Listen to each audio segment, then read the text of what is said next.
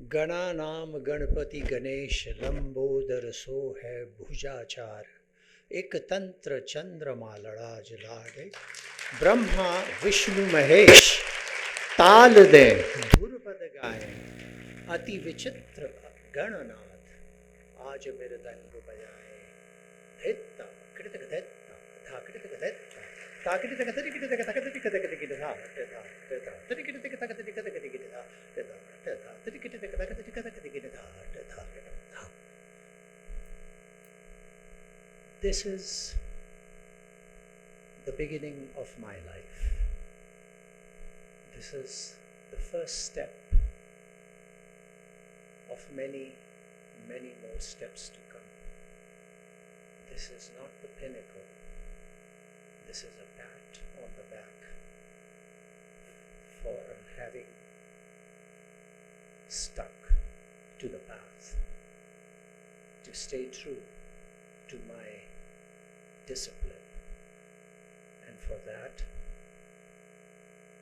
I thank ITM University for the blessings that they have bestowed on me today.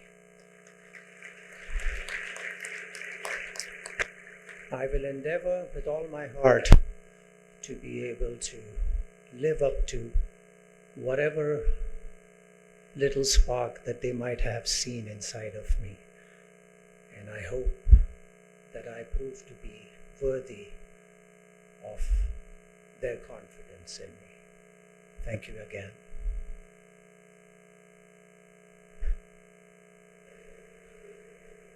Son, don't try to be a master. Just try to be a good student, and you will get by just fine.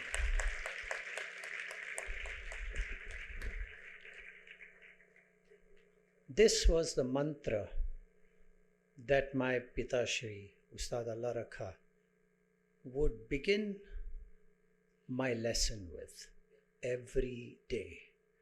Son, don't try to be a master, just try to be a good student, and you will get by just fine.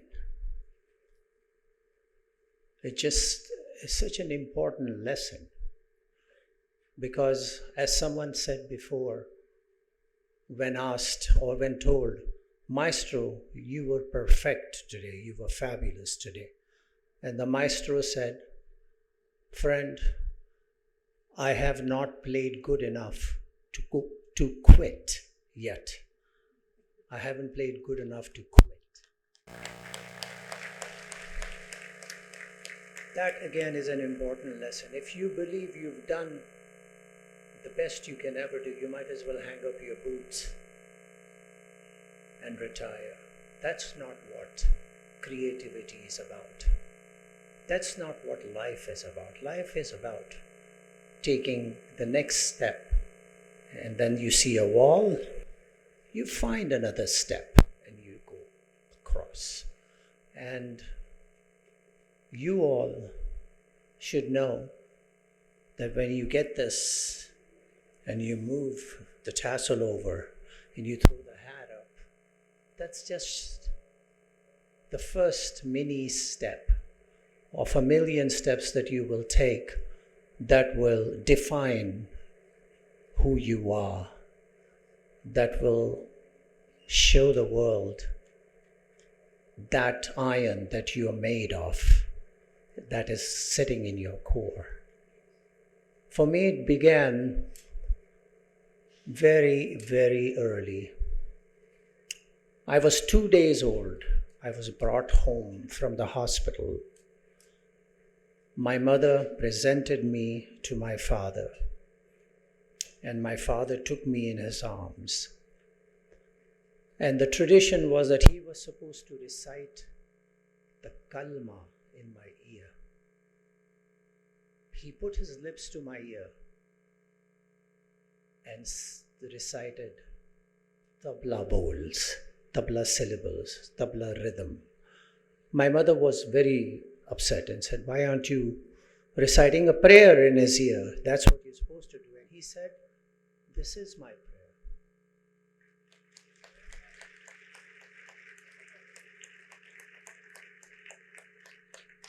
And he said this is how he's going to pray to his maker. And so I must begin his shiksha.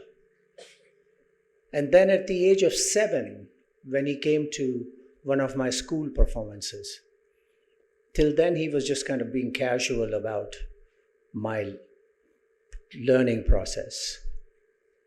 He heard me play that day, and then we came home. And then he said to me at the dinner table, "Do you want to seriously study tabla?" To me, that was like my ship had come home. I had been waiting for him to utter those words. And I jumped up and I said, "Yes, I want to do this." So he said, "Okay, tomorrow we begin." I went to bed very happy that the next day I was going to start learning with him. Next day began at 3 o'clock in the morning. He woke me up and he walked me about 200 meters to a bench in front of this shrine, a Sufi shrine, and we sat there. And in front of the Sufi shrine, while we were sitting there, he began my first lesson of my serious study, and that was what I uttered to you. Gananam Ganapati Ganesh Lambodar Soda.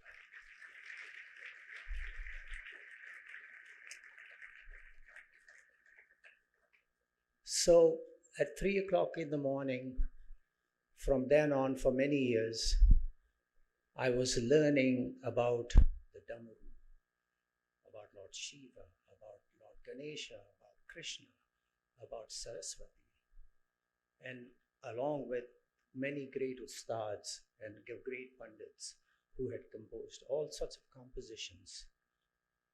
It was a whole different way of life being presented to me. At 6 o'clock in the morning, my mother would snatch me away from him, get me prepared, stuff some paratha and lassi in me, and send me off to the madrasa. And I'd open the Quran and I would recite the Quran. Another different way of life. And after doing an hour and a half of that, I would cross the street with my school bag and assemble in the St. Michael's High School church, where we would sing the hymns and then march to our classrooms and start our academic studies. So within a space of a few hours, I would live considered by many as very different ways of lives, different lifestyles. But none of those initiators of those lifestyles who spoke to me about them never insisted or forced upon me the thought that their process was the right one and the other was the wrong one. They never did that.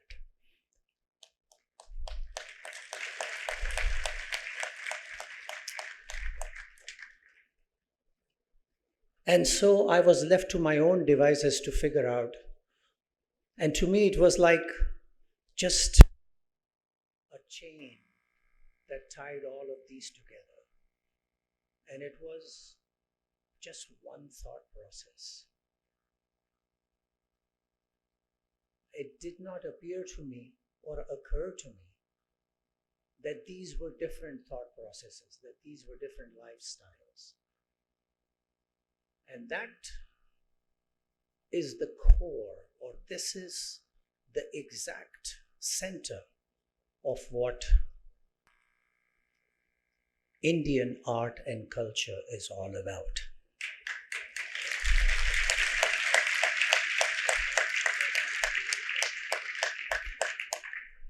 And I hope that each one of you would somewhere or somehow get the opportunity of being able to live these different lifestyles like I got a chance to.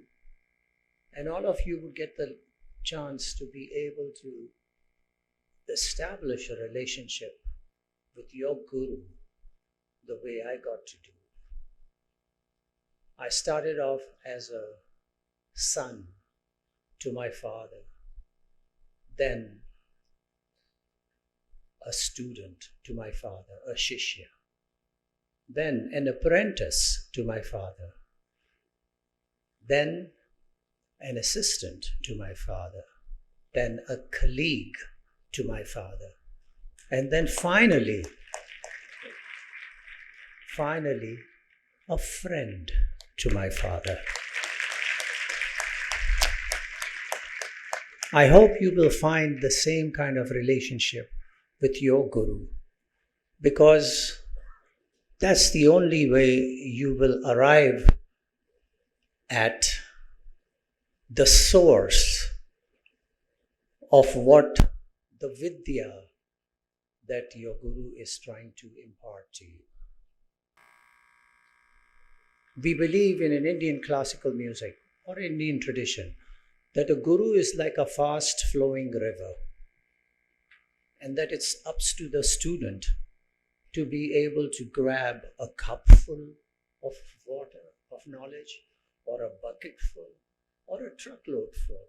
It's up to the student to do.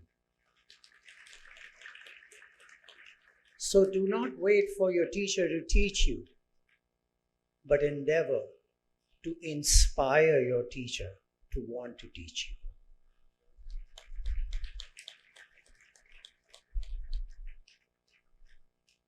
These are just some thought processes that I've had in my life, and I'm not good at speaking or anything, but I just wanted to share with you these little things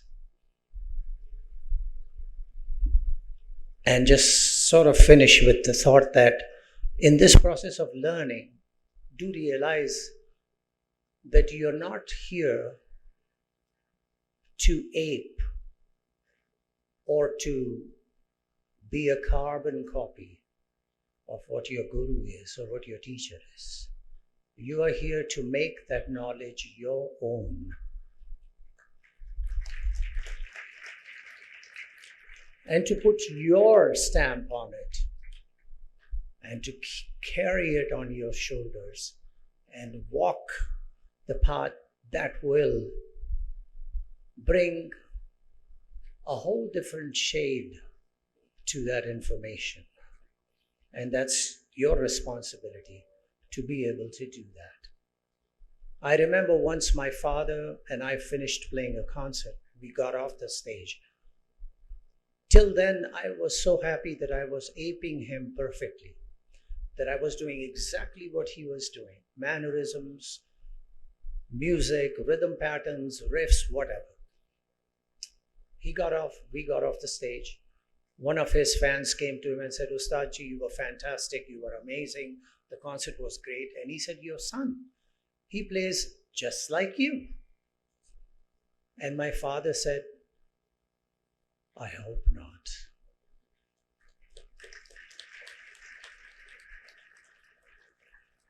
He said about himself, he said that me, meaning himself, this is already done. I am done. I am already here. He better find his way to be able to tell the same story. Otherwise, he'll just be a carbon copy. And you know what happens to carbon copies, or used to? They got thrown in the dustbin. It was the hard copy that was preserved.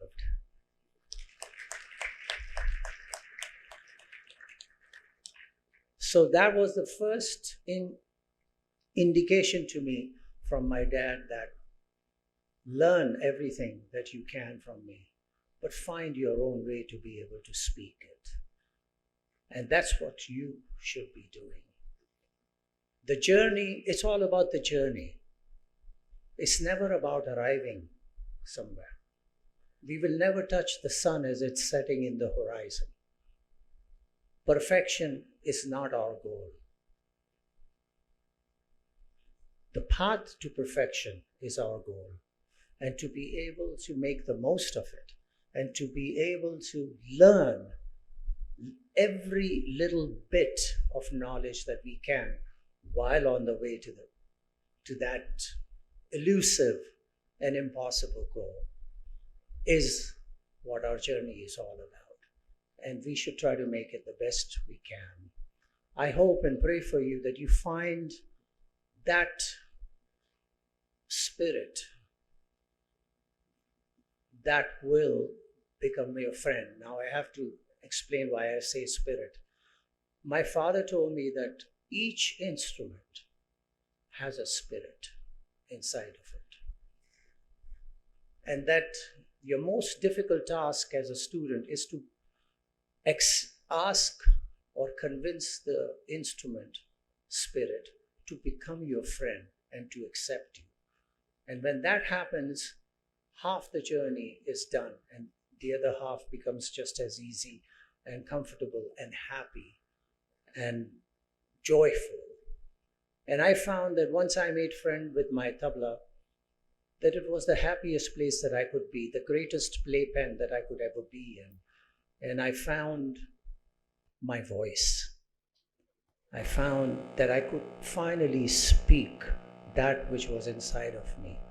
And I pray for you that you find that spirit in whatever it is that you are pursuing and establish that kind of friendship and relationship so that till the end of time, it would be the happiest thing and the most satisfied and content thing that you will ever do. So thank you all again. I hope to play for you one of these days. Thank you.